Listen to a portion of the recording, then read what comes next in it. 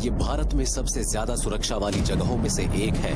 एक ऐसा बड़ा एंटरप्राइज जो 24 घंटे काम करता है ताकि लगातार बिजली मुहैया करा सके। 4 यूनिट्स के जरिए 1400 मेगावाट पैदा करने वाला तारापुर भारत का सबसे बड़ा न्यूक्लियर प्लांट है। इस जगह तक दुनिया के बहुत कम लोग ही पहुंच सकते हैं और पहली बार एक कैमरा क्रू इस बेहद खास इलाके में दाखिल होगा ताकि एक ऐसी दुनिया की झलक पेश कर सके जिसे कम ही लोगों ने देखा है। किसी असली रिएक्टर के इससे ज्यादा करीब आप नहीं पहुंच सकते हैं। किसी न्यूक्लियर पावर रिएक्टर की दीवारों के अंदर क्या होता है, आइए जानते हैं। इस वक्त आपके हाथ में 1 मिलियन यूनिट बिजली है। 1 मिलियन? आप आज यही सब देखेंगे कि किस तरह यहाँ पेचीदा कामकाज को अंजाम दिया जाता है। मैंने पहले कभी किसी साइंस फिक्शन फिल्म के अलावा इतनी फ्यूचरिस्टिक चीज नहीं देखी है। This is Tarapur nuclear power plant, unlocking power.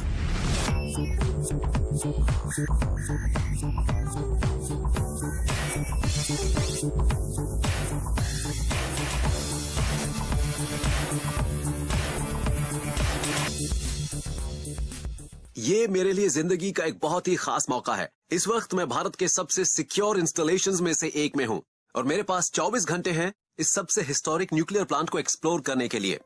मैं स्ट्रिक्ट सिक्योरिटी से पहले ही गुजर चुका हूं एंड फाइनली अब मैं तैयार हूं न्यूक्लियर पावर की दिलचस्प दुनिया में कदम रखने के लिए।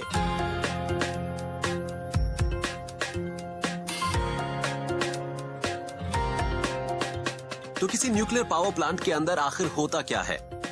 ज्यादातर लोगों को ये नहीं पता चलता कि इन दीवारों के पीछे आखिर होता क्या है, तो वो अपनी इमेजिनेशन की मदद लेते हैं।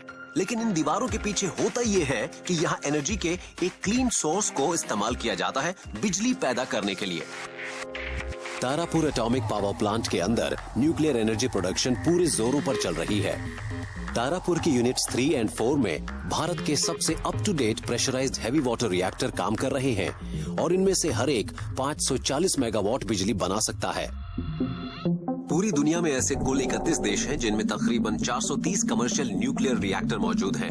भारत के पास 20 न्यूक्लियर रिएक्टर हैं जो काम कर रहे हैं और इन्हें चलाता है nuclear power corporation of India limited या NPCIL।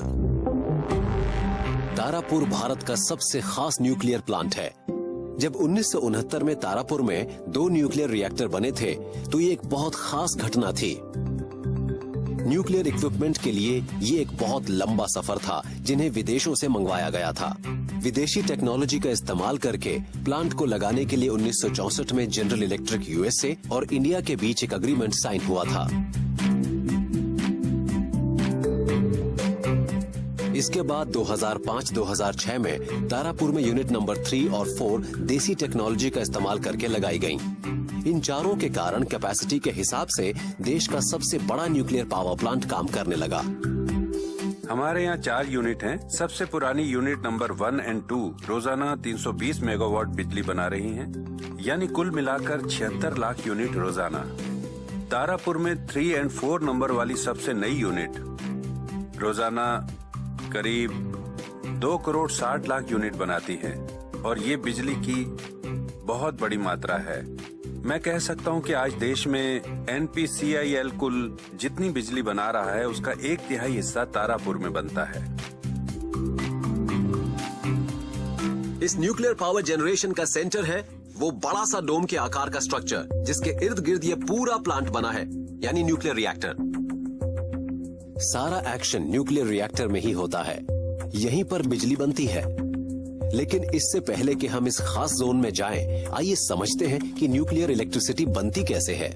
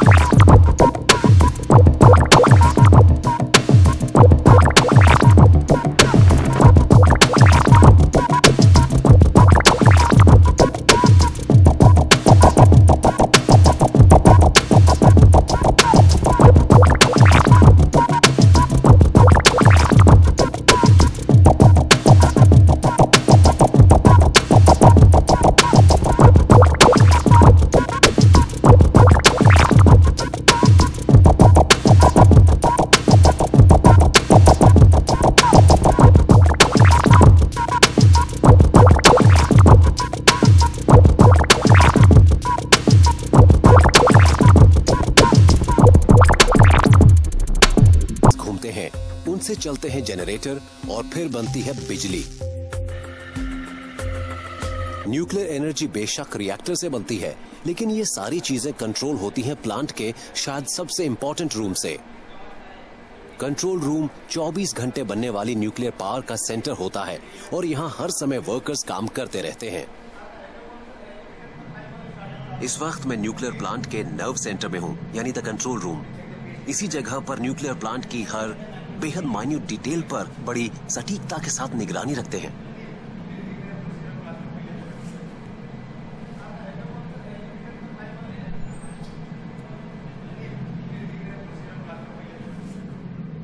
ये शायद कंट्रोल रूम में मौजूद सबसे दिलचस्प स्क्रीन्स हैं। इन्हें आप न्यूक्लियर रिएक्टर का दिल भी कह सकते हैं।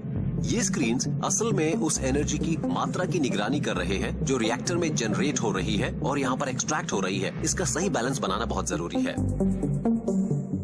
ये बहुत सारे पैरामीटर प्लांट के ऑपरेशन से भी जुड़े हैं और सेफ्टी से भी। अगर कोई गड़बड़ होती है तो रिएक्टर 1 सेकंड में अपनी 0.5% पावर गंवा देगा और तकरीबन 3.5 मिनट में पूरा सिस्टम ही बंद हो जाएगा।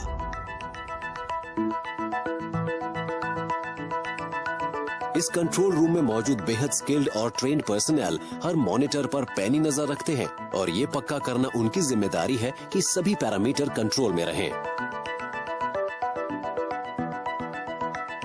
मैं प्लांट के 20,000 से भी ज्यादा पैरामीटर्स की देखरेख करती हूँ। इन्हें अपनी लिमिट में होना चाहिए, इसीलिए जब भी मैं इन पैरामीटर्स पर नजर डालती हूँ मुझे सावधानी बरतनी होती है। आखिर लोगों की सुरक्षा हमारे हाथ में जो है। कंट्रोल रूम पर जिस आदमी का कंट्रोल है वो है शिफ्ट चार्ज इंजीनियर। हेलो। अच्छा, मुझे बताइए कि आपके काम का सबसे चैलेंजिंग पार्ट क्या है? मेरे काम का सबसे चैलेंजिंग पार्ट ये है कि इस प्लांट को सुरक्षित तरीके से ऑपरेट करना और ऑथराइज पावर लेवल कायम रखना। मुझे लगता है यही सबसे मुश्किल काम है मेरे लिए। और यहाँ मौजूद सिस्टम वो कितना एडवांस्ड है? इस प्लांट का कंट्रोल सिस्टम बहुत ही एडवांस्ड है और इस कंट्रोल रूम के अंदर हम सभी सिस्टम पैरामीटर्स की निगरानी करते हैं और सभी कंट्रोल पैरामीटर्स को इसी कंट्रोल रूम से मॉनिटर किया जाता है। तो अच्छा, इस मायने से ये प्लांट बहुत ही सेफ है, यानी ये बहुत सिक्योर है। बिल्कुल सिक्योर्ड। तो इसका मतलब ये हुआ कि इस सिस्टम में बाहर से कभी कोई इंटरफेरेंस नहीं की जा सकती और इसे हैक भी नहीं किया जा सकता। इस कंट्रोल रूम में एक खास मॉनिटर लगा है जो इस इलाके की सीस्मिक एक्टिविटी पर लगातार नजर रखता है। अगर कभी कोई अर्थक्वेक आता है तो ये पावर प्लांट खुद ब खुद बंद हो जाएगा।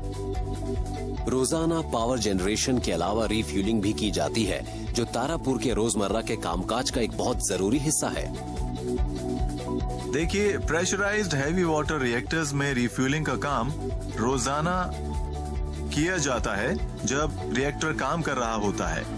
तो हमारे ये जो ऑपरेशंस हैं ये कंट्रोल रूम से ही अंजाम दिए जाते हैं और इन ऑपरेशंस की निगरानी 2 अलग अलग कंप्यूटर्स करते हैं जो फ्यूलिंग मशीन के दोनों तरफ लगे होते हैं और इन्हें रिटन प्रोग्राम के हिसाब से ही काम करना होता है। और रिफ्यूलिंग को सिलसिलेवार और सुरक्षित तरीके से करने के लिए इस सिस्टम में पर्याप्त सेफ्टी प्रोविजन दिए गए हैं। रिफ्यूलिंग का काम क्योंकि न्यूक्लियर रिएक्टर के कोर में होता है, इसलिए एक आर्म की तरह काम कर रही रोबोटिक मशीनें कैलेंड्रिया के स्लॉट्स में नए फ्यूल बंडल्स को खिसकाती रहती हैं ताकि उनमें न्यूक्लियर फिशन हो सके। और दूसरी तरफ ऐसी ही एक रोबोटिक आर्म इस्तेमाल हो चुके फ्यूल बंडल को निकालती रहती है। अब शायद रिफ्यूलिंग का टाइम है, तो चलिए अब इस प्रोसेस के बारे में और जानते हैं। हाय, क्या आप हमें रिफ्यूलिंग प्रोसेस के बारे में बता सकते हैं और ये कितनी बार होता है? कुल मिलाकर हमारे 392 चैनल हैं। इन 392 चैनलों में से हम रोजाना 2 से 3 चैनलों की रिफ्यूलिंग करते हैं। इन 2 से 3 चैनलों की रिफ्यूलिंग के लिए हमारे पास 2 मशीनें हैं। एक कैलेंड्रिया के नॉर्थ साइड पर है और दूसरी साउथ साइड पर है। हम इन मशीनों को उनकी पार्क्ड पोजीशन से चैनल पोजीशन तक लाते हैं। हम इन मशीनों को चैनल के जरिए अपने हाई प्रिसीजन सेंसर्स के साथ अलाइन करते हैं। अलाइनमेंट के बाद हम इन मशीनों को चैनल्स के साथ जोड़ देते हैं। और फिर हम चैनल की बाउंड्री को खोलते हैं, नए फ्यूल बंडल को एक तरफ से पुश करते हैं। मान लीजिए मैं नॉर्थ साइड से रिफ्यूलिंग शुरू करता हूं, तो मैं नए फ्यूल बंडल को नॉर्थ की तरफ से पुश करूंगा और हम यूज हो चुके फ्यूल बंडल को मशीन के साउथ हिस्से से निकाल लेंगे और ऐसे हमारा फ्यूलिंग का काम पूरा होता है। तो आप इस सारे काम पर यहीं से नजर रखते हैं या सभी कहीं और से? पैरामीटर्स का यहाँ से ध्यान रखा जाता है, वो सभी रिमोटली मॉनिटर्ड होते हैं। इस पूरे ऑपरेशन को एक माइक्रो कंप्यूटर की मदद से पूरा किया जाता है। इस रिफ्यूलिंग के काम को ऑटोमेटिक मोड में किया जाता है। तमाम फीडबैक इस पैनल पर अवेलेबल होते हैं, यहाँ दोनों तरफ, इस कंप्यूटर में भी और इन इंडिकेशंस में भी। सभी फीडबैक पैनल ऑपरेटर्स के लिए अवेलेबल होते हैं।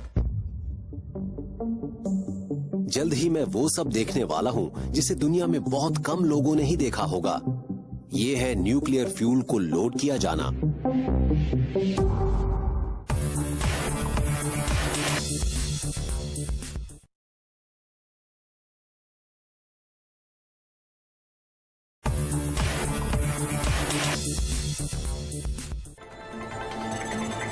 भारत के सबसे बड़े न्यूक्लियर प्लांट तारापुर के अंदर 24 घंटे बिजली बनती रहती है और इस प्रोडक्शन को जारी रखने के लिए न्यूक्लियर फ्यूल की रिफ्यूलिंग रोजाना करना ऑपरेशन का बहुत जरूरी हिस्सा है।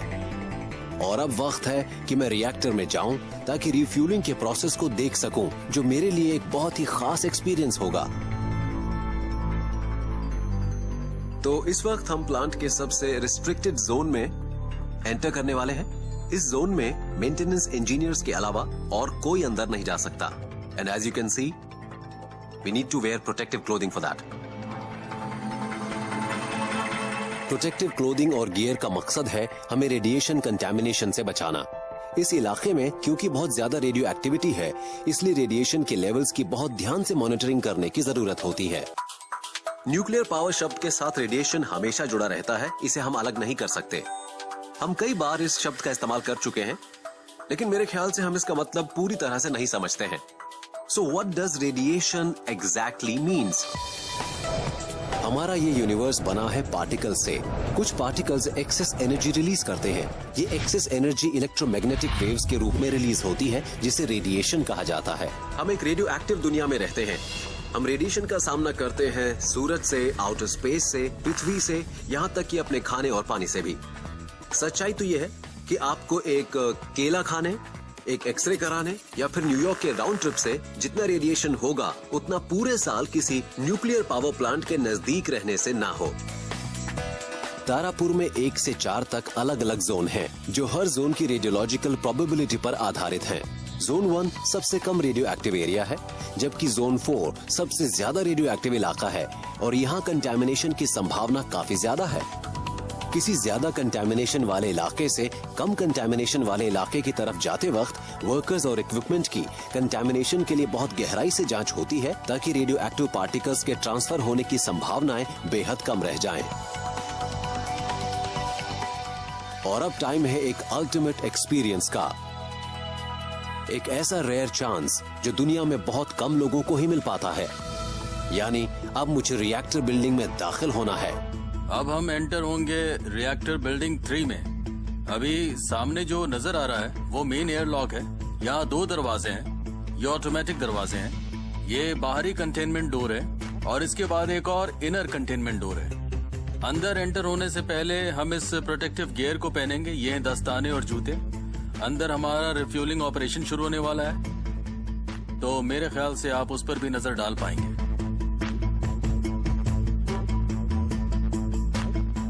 बहुत भारी है। एक डोर और भी है। हाँ, एक दरवाजा और है। असल में यहाँ 2 अलग अलग कंटेनमेंट्स हैं। इस रिएक्टर बिल्डिंग में 2 कंटेनमेंट हैं, इनर कंटेनमेंट और आउटर कंटेनमेंट। और इन दोनों दरवाजों के बीच एक डिफरेंशियल प्रेशर है, यानी अंदर वाले दरवाजे और बाहर वाले दरवाजे के बीच। ओके। रीजन ये है ताकि बाहर वाले हिस्से में रेडियो एक्टिविटी ना पहुंच पाए। ये 2 अलग अलग बिल्डिंग है। इस एक बिल्डिंग के अंदर दूसरी बिल्डिंग मौजूद है। तो अब अंदर वाली बिल्डिंग में चलते हैं।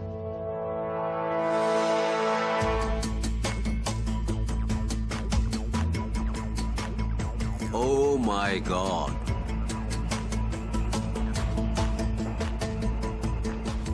तो आप किसी असली रिएक्टर के इससे ज्यादा करीब नहीं जा सकते, इट्स नॉट पॉसिबल। मैं बहुत करीब से कुछ ऐसा देखने वाला था जो दुनिया में बहुत ही कम लोगों ने देखा होगा, यानी रिएक्टर मशीन में न्यूक्लियर फिशन के लिए एक फ्यूल बंडल को डाले जाने से ठीक पहले क्या होता है। इन नए फ्यूल बंडल्स को यहाँ पहुँचने से पहले काफी तगड़े क्वालिटी चेक्स से गुजरना पड़ता है। ये सारे फ्यूल बंडल हैदराबाद के न्यूक्लियर फ्यूल कॉम्प्लेक्स में बनाए जाते हैं। सारा न्यूक्लियर फ्यूल इसी सेंटर में बनता है। इन्हें इस प्लांट में लाकर इनकी क्वालिटी की गहराई से जांच की जाती है। मैन्युफैक्चरर यूनिट से फ्यूल बंडल मिलने के बाद हम 3 टेस्ट करते हैं। पहला है फिजिकल टेस्ट और दूसरा डायमेंशनल टेस्ट और तीसरा इंटीग्रेटेड टेस्ट। विजुअल और डायमेंशनल चेक्स के बाद हम बमिंग चैम्बर्स में 3 बंडल्स को रखते हैं और इसे कवर करने के बाद फिर 1 घंटे तक 6 किलो तक हीलियम गैस से इसे हम प्रेशराइज करते हैं। फिर हम इसे अप्रूव करते हैं। हीलियम टेस्ट का मकसद लीक्स का पता लगाना है। जब फ्यूल के नए बंडल इसमें पास हो जाते हैं तो फिर इन्हें फिशन के लिए कैलेंड्रिया में लोड किया जा सकता है। अब हम इस नए फ्यूल लोडिंग एरिया के अंदर हैं। ये एक बहुत ही क्रिटिकल एरिया है। यहाँ से हम फ्यूल को हाथों से लोड करते हैं और फिर हम आगे जाएंगे। लोड हो जाने के बाद फिर ये फ्यूल सिस्टम के हिसाब से काम करता है। क्या मेरे लिए सेफ होगा? आई मीन इसे हैंडल करना? हाँ, नए फ्यूल को पकड़ने में कोई दिक्कत नहीं है, कोई प्रॉब्लम नहीं होती। आप इसे बिना डरे पकड़ सकते हैं, इसमें कोई प्रॉब्लम नहीं है। अब मैं ऐसे एक बंडल को उठा रहा हूँ। ये थोड़ा भारी है। अब मैं यहाँ इसे रख रहा हूँ। फ्यूल पेयर्स में जाता है। तो क्या आप दूसरा बंडल लोड करने चाहेंगे? Sure, why not. ओह, इस वक्त आपके हाथ में 1 मिलियन यूनिट बिजली है। इस एक बंडल से करीब क्या 1 मिलियन? 1 मिलियन यूनिट बिजली बनती है। देखिए, आप तो इसे बड़े आराम से उठा पा रहे हैं। Not that easy. अब यहाँ से ये हाइड्रोलिक रैंप आगे बढ़ेगा और फिर फ्यूल नई फ्यूल मैगजीन में दाखिल होकर उसके बाद वो ट्रांसफर सिस्टम में जाएगा और हम उसके बाद फ्यूलिंग मशीन देखने वाले हैं। ऑलराइट। तो फिलहाल हम दोनों ने मिलकर लोड कर दी है बिजली की 2 million unit. 2 million units. Let there be light.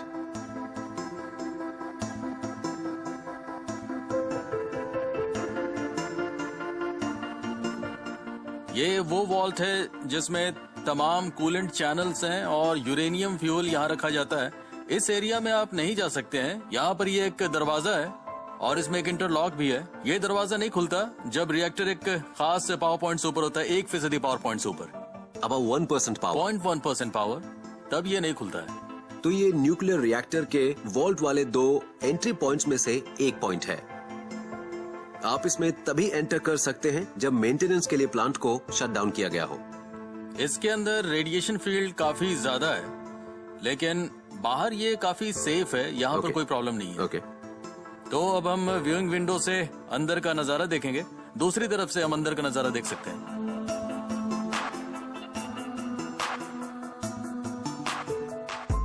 इसे कहते हैं व्यूइंग विंडो और इस व्यूइंग विंडो से आप अंदर जाकर देख सकते हैं। आप करीब जा सकते हैं, कोई प्रॉब्लम नहीं है। आप अंदर जो चीज देख रहे हैं वो है फ्यूलिंग मशीन। मैंने पहले कभी किसी साइंस फिक्शन मूवी के अलावा इतनी फ्यूचरिस्टिक चीज नहीं देखी है।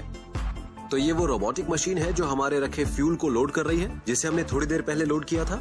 सही कहा आपने यहाँ जो नया फ्यूल रखा था वो इस मशीन में पहुंच गया है। इसने फ्यूल ले लिया है और अब ये इसे इस कैलेंड्रिया या कूलिंग ट्यूब्स में लोड करेगी। यहाँ 392 कूलेंट ट्यूब्स हैं और ये जो मशीन है ये अभी 90 डिग्री के कोण पर घूमकर इन कूलेंट ट्यूब्स के साथ अलाइन करेगी। फिलहाल ये आज की पहली चैनलिंग करने वाली है। इनमें से हर एक का मकसद यहाँ एक खास टेम्परेचर को बनाए रखना है। ये टेम्परेचर कितना होगा, मैं इस बारे में कुछ जानना चाहता हूँ। अगर आप अंदर ध्यान से देखें तो बाहर की तरफ एक प्लग लगा हुआ है। इसे हम सीलिंग प्लग कहते हैं या क्लोजर प्लग। इन ट्यूब्स के अंदर करीब 300 डिग्री सेंटीग्रेड टेम्परेचर होता है और जो प्रेशर होता है वो होता है करीब 100 kg पर सेंटीमीटर स्क्वायर। जहाँ तक इस प्लांट में रिफ्यूलिंग का सवाल है, हम सीलिंग प्लग को 7000 बार निकाल और वापस लगा चुके हैं, यानी कुल 14000 बार हम इसे खोल चुके हैं और बंद कर चुके हैं, यानी ये काफी सेफ है। और जहाँ तक भारत के कुल न्यूक्लियर प्लांट का सवाल है, हम इस ऑपरेशन को करीब 70000 बार अंजाम दे चुके हैं, यानी हम इतनी एक्सपर्टीज डेवलप कर चुके हैं। और आखिरकार इतनी सारी न्यूक्लियर एनर्जी अब पहुंचती है इस मैमथ टरबाइन रूम में।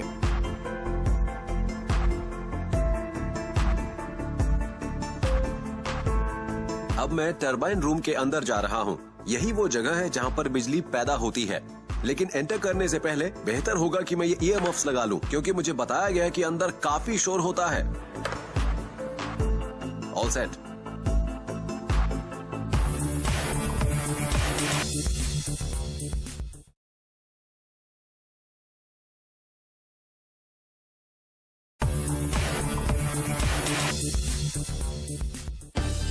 तारापुर न्यूक्लियर प्लांट में न्यूक्लियर इलेक्ट्रिसिटी का प्रोडक्शन बहुत बड़े स्केल पर होता है और पैदा होने वाली इस न्यूक्लियर एनर्जी को इन टरबाइन रूम्स में बिजली में बदल दिया जाता है, जहां अब मैं दाखिल हुआ हूं।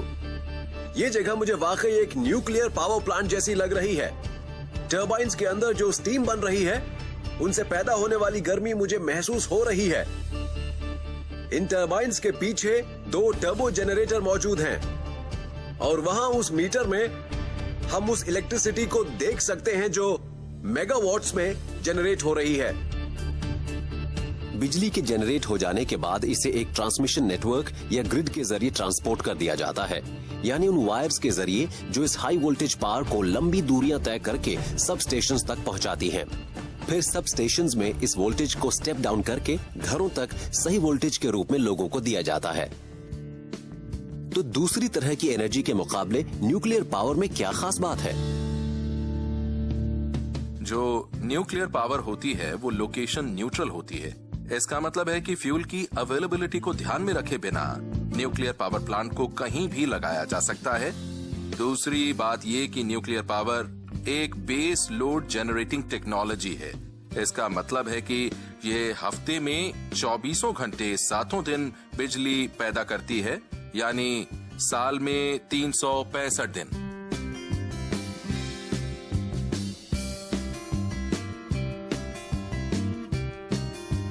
फिलहाल थर्मल एक बेस लोड स्टेशन के तौर पर काम कर रहा है, जबकि कोयले और पेट्रोलियम जैसे रिसोर्सेज बड़ी तेजी से खत्म हो रहे हैं। दूसरी तरफ अगर आप सोलर और विंड पावर जैसे रिन्यूएबल रिसोर्स को देखें तो वो रुक रुक कर बिजली मुहैया कराते हैं, तो उन्हें बेस लोड स्टेशन नहीं कहा जा सकता है।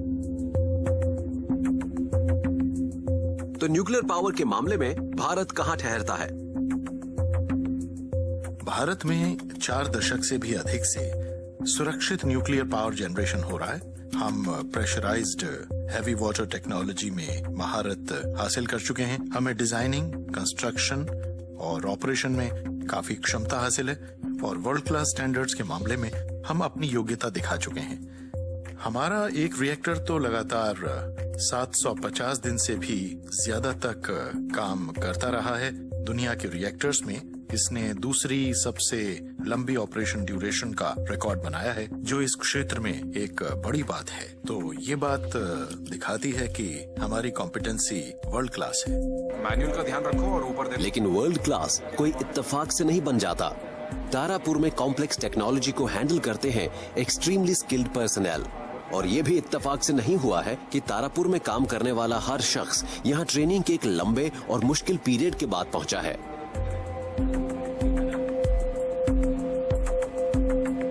बिजली बनाने के हिसाब से ये न्यूक्लियर रिएक्टर एक बहुत बड़ी यूटिलिटी है। अगर आप कोई न्यूक्लियर प्लांट चला रहे हो तो उसे सेफ और सिक्योर तरीके से चलाना एक बहुत बड़ी रिस्पॉन्सिबिलिटी है, और हम इसका ध्यान रखते हैं और हम इंश्योर करते हैं कि चाहे इंडक्शन हो, ट्रेनिंग हो, कंटिन्यूस ट्रेनिंग हो या फील्ड एक्सपीरियंस, हम प्लांट्स को चलाने के लिए जिन भी लोगों को यूटिलाइज करें वो बहुत ही बढ़िया होने चाहिए।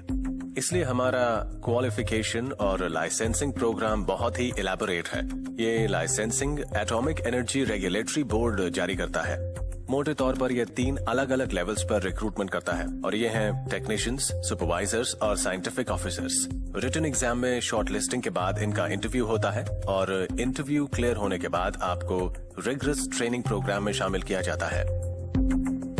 जिस तरह से ब्रीदिंग जरूरी है जिंदा रहने के लिए, उस तरह से ये ट्रेनिंग भी बहुत ही जरूरी है इस न्यूक्लियर पावर स्टेशन को ठीक तरह से चलाने के लिए। देखिए, लाइसेंस मिलने का मतलब ये नहीं होता कि आप लापरवाही बरतें। आप प्लांट को ऑपरेट करते रहें। कोई लाइसेंस्ड कंट्रोल इंजीनियर होने के बावजूद आपको 3 साल के बाद फिर से क्लियर करना होता है, और ये प्रोसेस चलता रहता है, यानी हर 3 साल के बाद आपका रिक्वालिफिकेशन होता है। इस जगह पर ये लोग प्रोफेशनल बनते हैं। सिमुलेटेड कंडीशंस में इन लोगों को ऐसी सिचुएशंस झेलनी पड़ती हैं जो शायद इन्हें प्लांट में अपने टेन्योर के दौरान ना झेलनी पड़े। लेकिन यहाँ मिली अपनी जबरदस्त ट्रेनिंग के बल पर ये भविष्य में किसी भी स्थिति के लिए तैयार हो जाते हैं। ट्रेनीज को जिस कंट्रोल रूम में काम करना होगा, ये उसकी एक सटीक वर्किंग रेप्लिका है। यहाँ हम प्लांट के रोजमर्रा के आम ऑपरेशन कर रहे हैं जो नॉर्मल ऑपरेशंस हैं। फिर इनफ्रीक्वेंट ऑपरेशंस होते हैं, वो ऑपरेशंस आमतौर पर नहीं होते। इसके अलावा हमारे कुछ इमरजेंसी ऑपरेशंस भी होते हैं और हम इन सभी चीजों के बारे में ट्रेनिंग भी देते हैं। ये है एक इनफ्रीक्वेंट ऑपरेशन जिसमें इन्हें किसी लाइव सिस्टम में हिस्सा लेने का मौका नहीं मिलता, तो हम सीक्वेंस सिमुलेट करते हैं और ये लोग हालात के हिसाब से एक्शन करते हैं जो भी सिनेरियो होता है। जब भी हम इन्हें कोई एक्सरसाइज देते हैं तो हम इन्हें इवैल्यूएट करते हैं 9 पैरामीटर्स पर। वो पैरामीटर्स भी सेट किए जाते हैं। पैनल पर उनका ध्यान, उनका शुरुआती रिएक्शन, सब्सिक्वेंट मैनुअल एक्शन, इनका टीम वर्क और प्रोसीजर का पालन करना। आज हम एक एक्सरसाइज करेंगे क्लास 4 फेल्यूर का। And your roles I will just define. You are the assistant shift engineer, you are the overall control of the panels in the station. तो तारापुर को कामयाबी से चलाने के लिए वर्कर्स की सेफ्टी और ट्रेनिंग बहुत अहमियत रखती है। भले ही न्यूक्लियर पावर दूसरे सोर्सेस ऑफ पावर के मुकाबले ज्यादा फायदेमंद है, फिर भी लोग इसे लेकर चिंता में रहते हैं। In the nuclear world, an accident anywhere is an accident everywhere। और ऐसे ही कुछ न्यूक्लियर हादसे न्यूक्लियर हिस्ट्री पर अपनी छाप छोड़ चुके हैं। लेकिन इन हादसों की वजह से पूरी दुनिया में मौजूदा न्यूक्लियर पावर फैसिलिटीज के लिए सेफ्टी से जुड़े कुछ अहम सबक हम सबको मिले हैं। न्यूक्लियर पावर टेक्नोलॉजी के मामले में हमारा दुनिया के साथ बहुत अच्छा सहयोग है। पूरी दुनिया में आज तक जो भी हादसे हुए हैं, चाहे वो 3 माइल आइलैंड एक्सीडेंट हो, चेरनोबिल एक्सीडेंट हो या हाल का फुकुशिमा एक्सीडेंट हो, इन सब के मामले में अंदरूनी डिटेल्स को पूरी इंटरनेशनल कम्युनिटी के साथ बहुत अच्छी तरह शेयर किया गया, एक्सपीरियंस हासिल किए गए और जो कमियां रहीं उन्हें एनालाइज किया गया। जहां तक भारत का सवाल है, हमने सेफ्टी फीचर्स को और मजबूत करने के लिए कई नए कदम उठाए हैं। हमने नए रिएक्टर्स में और मौजूदा रिएक्टर्स में भी इन हादसों के बाद कुछ एडिशनल फीचर्स प्रोवाइड कराए हैं। तो ये न्यूक्लियर प्लांट कितना सेफ है? Tarapur defence in depth philosophy के आधार पर भी काम करता है, जिसका मतलब है कि यहाँ हादसों को रोकने के लिए कई बैरियर मौजूद हैं।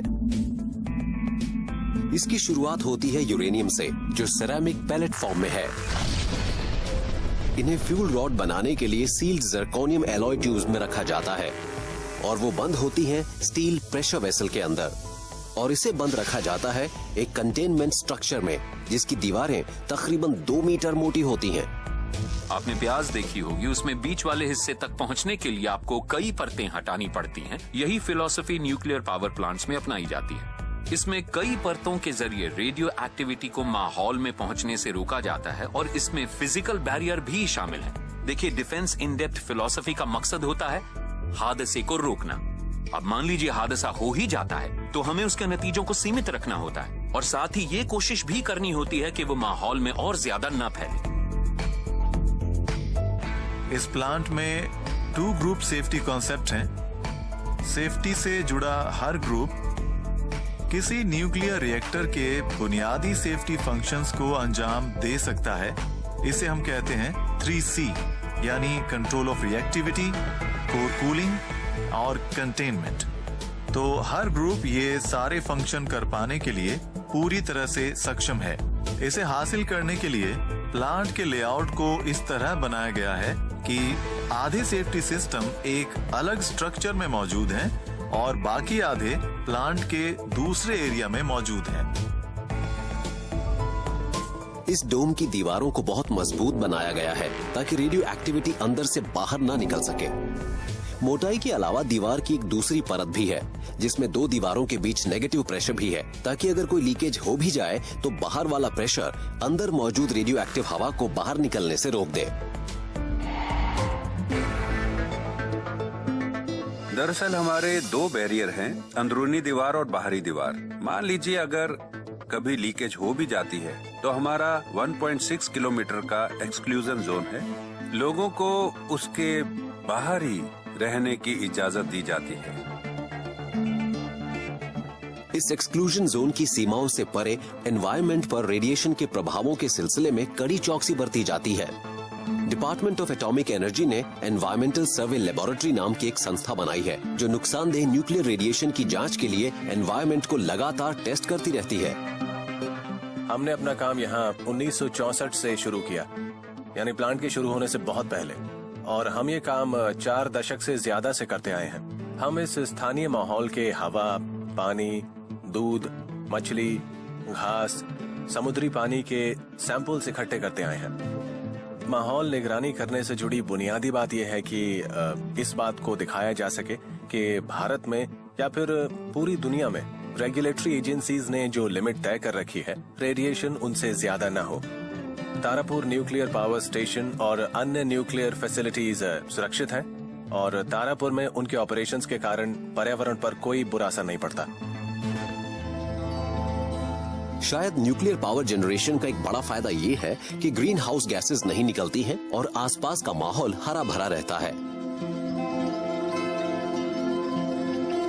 एनवेल, ये बटरफ्लाई पार्क इस बात का सबूत है।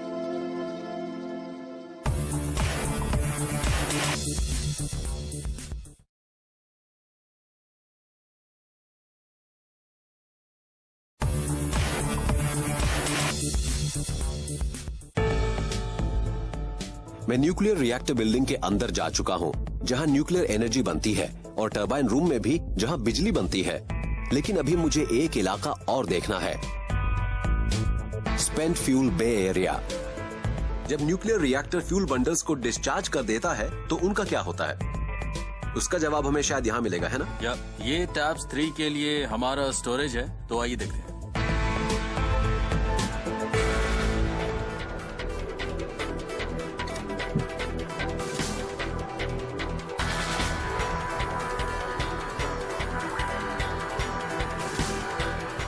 यहाँ क्या हो रहा है? ये टैप्स 3 के लिए हमारा main spent fuel storage pool है, और टैप्स 4 के लिए भी ऐसा ही एक पूल है। इस पूल में हम अपने इस्तेमाल हो चुके फ्यूल को 10 साल तक स्टोर करके रख सकते हैं। आप इस बड़े पूल की बात कर रहे हैं? हाँ, बड़े पूल की। और ये वाले? ये छोटे पूल रिसीविंग बेस हैं। जब फ्यूल यानी डिस्चार्ज फ्यूल चैनल से आता है फ्रॉम द रिएक्टर, हाँ रिएक्टर से, तो ये जोड़ों में आता है। इसके 2 बंडल आते हैं, हम उन्हें यहाँ रिसीव करते हैं और फिर उन्हें बड़े पूल में पुश कर देते हैं। फिर उन्हें उन स्टोरेज ट्रेज में रखा जाता है। आप वहाँ जो देख रहे हैं वो ट्रेज है, तो हम उन्हें वहाँ स्टोर करके रखते हैं। ये पानी कूलिंग और शील्डिंग दोनों कामों के लिए है। तो ये रेगुलर वाटर है या कुछ और है? ये डीएम वाटर है। डीएम का मतलब? डीमिनरलाइज्ड वाटर होता है। हम पानी की प्योर केमिस्ट्री को कायम रखते हैं। ये खास पानी नहीं होता है, ये नॉर्मल पानी ही होता है। ओके, तो क्या हम इसे नजदीक से देख सकते हैं? हाँ। पिछले कुछ वर्षों के दौरान फ्यूल के जो बंडल इस्तेमाल किए गए हैं उन्हें 9 मीटर से भी ज्यादा गहरे और डीमिनरलाइज्ड वाटर से भरे इस बड़े से पूल में रखा जाता है। जब किसी फ्यूल बंडल को हटाया जाता है तो उसमें से गर्मी और रेडिएशन निकल रहा होता है, तो बंडल को ठंडा करने और रेडिएशन को रोकने के लिए इसे पानी के इस पूल में रखते हैं, जिसे कहा जाता है स्पेंट फ्यूल स्टोरेज बे। इन्हें कम से कम 4 साल तक ठंडा किया जाता है, उसके बाद इन्हें रीप्रोसेसिंग के लिए भेजा जा सकता है। ये है स्पेंट फ्यूल रिसीविंग बे, जिसके बारे में मैंने ऊपर आपको बताया था। आज सुबह हमने एक चैनल L11 को रिफ्यूल किया है। ओके। तो उस चैनल के ऐसे एक स्पेंट फ्यूल बंडल को डिस्चार्ज किया जा रहा है।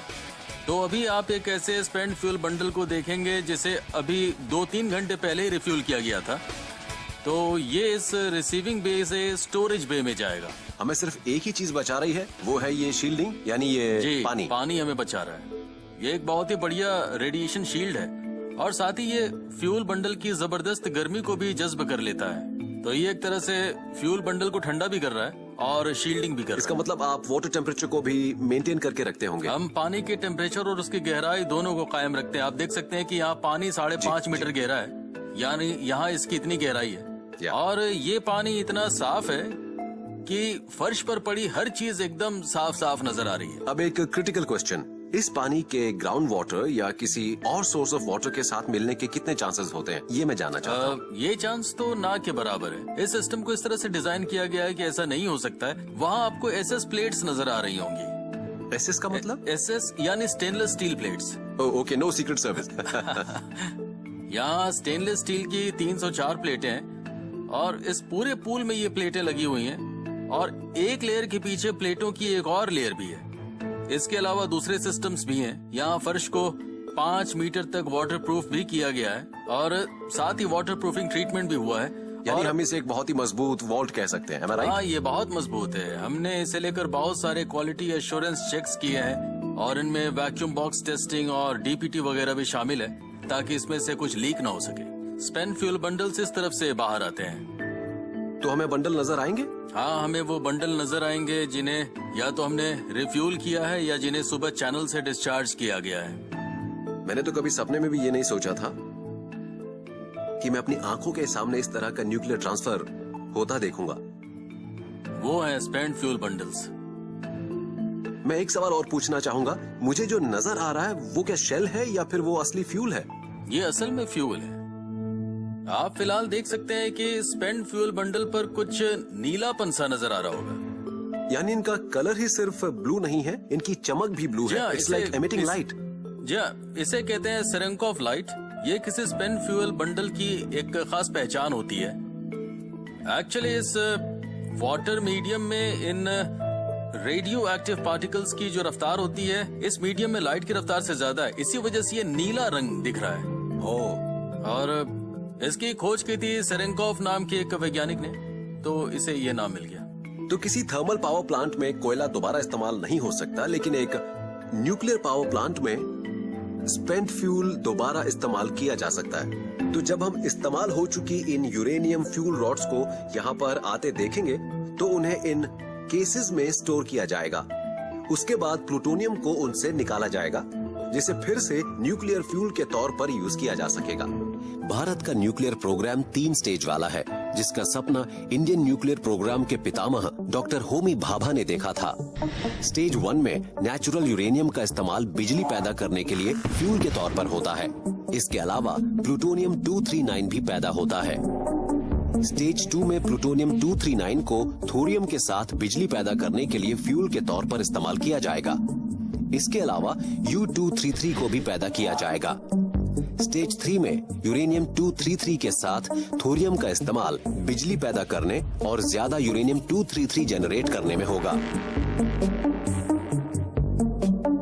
न्यूक्लियर पावर जनरेशन के मामले में एक खास बात यह है कि प्लांट को लगातार चलाया जा सकता है और बिजली बिना किसी बाधा के पैदा हो सकती है। प्लांट को कामयाबी से चलाने के लिए मशीनों की देखरेख बहुत जरूरी होती है। न्यूक्लियर एनर्जी और सेफ्टी का पुराना साथ है। रेगुलर चेक्स और मेंटेनेंस ऑपरेशंस का एक अहम हिस्सा होते हैं।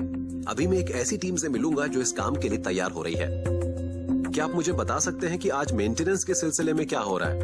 हाँ, ये हमारा फ्यूल हैंडलिंग मेंटेनेंस जॉब है और अगर आप ये देखना चाहते हैं कि हम ये काम कैसे करते हैं तो हम रिएक्टर बिल्डिंग के अंदर एक बड़ा मेंटेनेंस जॉब कर रहे हैं यूनिट नंबर 4 में। अगर आप वहाँ चलना चाहें तो मैं आपको ले चलूंगा, लेकिन ये जगह दीवार के नीचे है, रिएक्टर के नीचे है और उसके लिए हमें कुछ प्रोटेक्टिव क्लोथिंग पहननी होगी। That sounds really interesting. हाँ, Let's go. चलिए।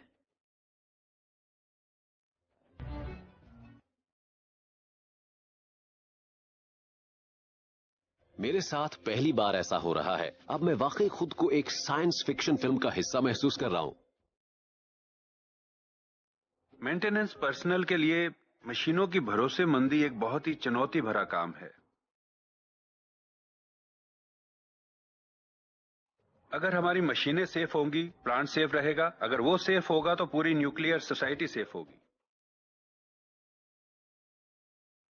हमें रैम असेंबली को बदलने से जुड़ा काम करना था।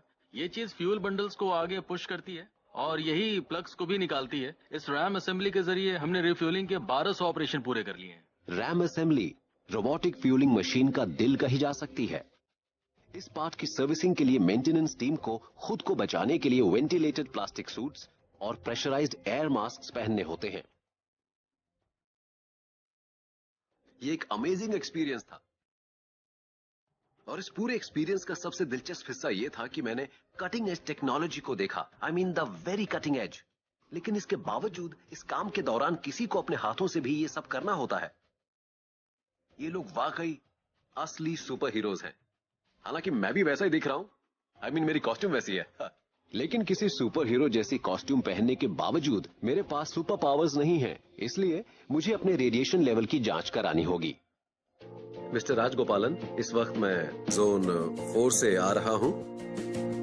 तो क्या आप मुझे बता पाएंगे कि मेरा रेडियो एक्टिव एक्सपोजर कितना था अगर उस जोन में जाने के बाद कोई था तो? हाँ, देखिए, हमने आपको 2 पर्सनल मॉनिटर दिए थे। इसे DLD कहा जाता है और ये है डायरेक्ट रीडिंग डोजीमीटर।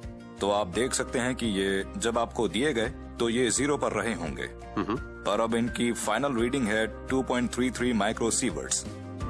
ये वो डोज है जो आपने आज रिसीव की है, ठीक है? माइक्रोसीवर्ट्स, माइक्रोसीवर्ट्स। आपने इतनी ही डोज रिसीव की है। इसे यहाँ भी रिकॉर्ड किया जाता है, पर अगर आप यहाँ कोई नौकरी कर लें तो आप इसे रोजाना अपने साथ ले जाएंगे। आपने यहाँ काम करने के लिए RWP लिया होगा। रोजाना ये डोज हमारे सॉफ्टवेयर प्रोग्राम में आपके TLD नंबर में जुड़ती जाएंगी। तो महीने के आखिर में हम इसे रीडिंग के लिए भेज देंगे।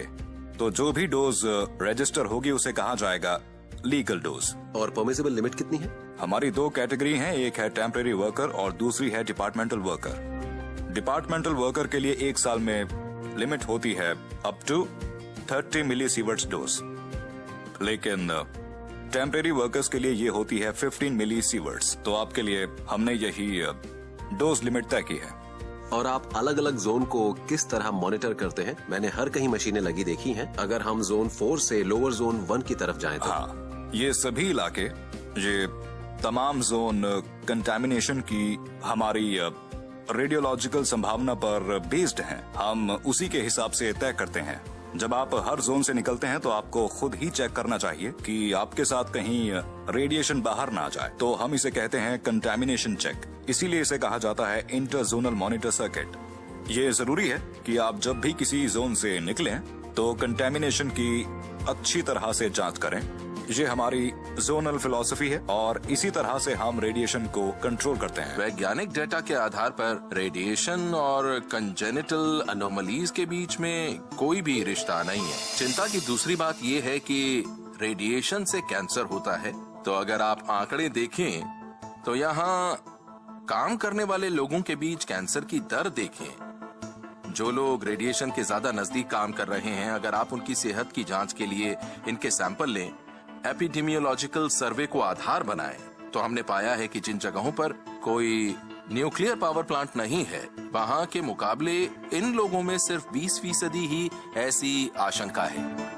हम ग्रेजुएट इंजीनियर हैं, हमें दुनिया में कहीं भी काम मिल जाएगा, लेकिन हम यहाँ इसलिए काम कर रहे हैं क्योंकि यहाँ रेडिएशन की संभावनाएं न के बराबर हैं। अगर आप हमारे पूरे प्लांट को देखें तो तारापुर 3 और 4 में काम करने वाले किसी औसत इंसान को 1 साल में करीब 0.6 से 0.8 मिलीसीवर्ट का ही सामना करना पड़ता है। हालांकि ये लिमिट 20 मिलीसीवर्ट या 30 मिलीसीवर्ट है, और जिन लोगों में 5 मिलीसीवर्ट से ज्यादा रेडिएशन मिला है उनकी तादाद मुश्किल से 1% है। तो हमारा कंट्रोल इतना सख्त है, बेशक हमारी लिमिट ऊंची है, लेकिन हम वहां तक किसी को पहुंचने नहीं देते। बस यही है। ओके, और कुछ पूछना हो तो बताइए। Thank you sir. तो आज मैंने इस न्यूक्लियर प्लांट में अपना पूरा दिन बिताया है और मुझे अभी अभी ग्रीन सिग्नल दे दिया गया है। मैं कंटामिनेशन से पूरी तरह फ्री हूँ। सच कहूँ तो आते वक्त मेरे दिल में डर जरूर था कि मैं पहली बार किसी न्यूक्लियर प्लांट के अंदर जा रहा हूँ, पर यह भी किसी दूसरे इंडस्ट्रियल प्लांट जैसा ही निकला। बस यहाँ मुझे ये प्रोटेक्टिव क्लोथिंग पहननी पड़ी, इसके अलावा कुछ नहीं।